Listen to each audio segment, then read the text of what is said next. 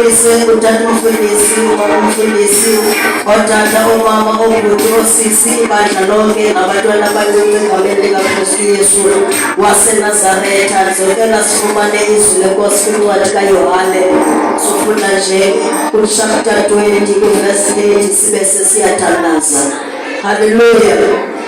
Ndiqaphele into okubana iPasika ayiqalanga ngokuthi uYesu abethelwe emnqamlezweni. iPasika ibivele khona kwangexesha lakudala. Uzokhumbula into yobana ngexesha lePasika ake athi amaSirayeli esendaweni yaseYiphutha, lithi iBhayibhile kwathunyelwa ingelosi yokufa. Ayithunyelwa ingelosi yokufa, wathi uYehova kumaSirayeli makathathe igazi noma makathathe isilwanyane asiqhele, abe sethatha igazi eliqabe ezindongeni noma eminyangweni yezindlu, ukuze alufike ushaba lufike lungakwenzakalisa, alufike ushaba lufike lube igazi. Ngoba indaba yePasika inegazi. Ukuba iPasika noma igazi belingekho, iPasika nayo ayikho. uYesu engahlatywayo emnqamlezweni ngabe iPasika nayo ayikho. Kodwa edingakala ukuthi igazi likaYesu lichitheke ngalo. Ngicela sifunde enzeni uba ndikhaleze ndihlale phansi. Chapter 20 verse 8 sithandaze egameni likaKristu Yesu. John 20, chapter 20, verse 8.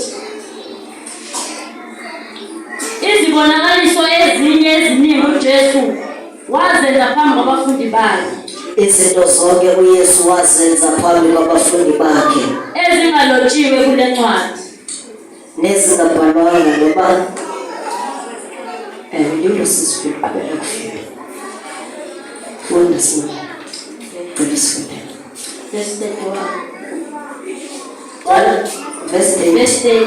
Izibonakaliso ezinye eziningi uJesu wazenza phambi kwabafundi bakhe, ezingalotshiwe kule ncwadi. Ezingabhalwanga kule ncwadi.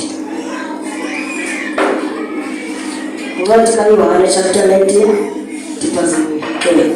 chapter 19, verse 30.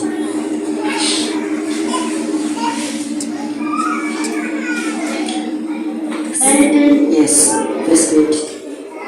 Verse 8. Wathi ukuba uJesu awamukele uvinika, wathi ufeziwe, wagebisa ikhanda wakhe. Asobe eyisekile ivinika, wathi kugqityiwe, wathobisa intloko yakhe. Amen. So ithi iBhayibhile uYesu wazalwa yintombi uMariya ekhawulwe ngumoya oyingcwele. Ithi iBhayibhile wafundisa, wenza imimangaliso, wenza konke. Emveni koko lithi iBhayibhile wavukelwa ngabantu. Ethi iBhayibhile ngamaJuda. Lithi iBhayibhile xa emvukela amaJuda kwanezinto amamangalelela zona, amthatha uYesu amsa kwinkundla zamatyala. Lithi iBhayibhile ke uYesu kwinkundla yokugqibela awafikela kuyo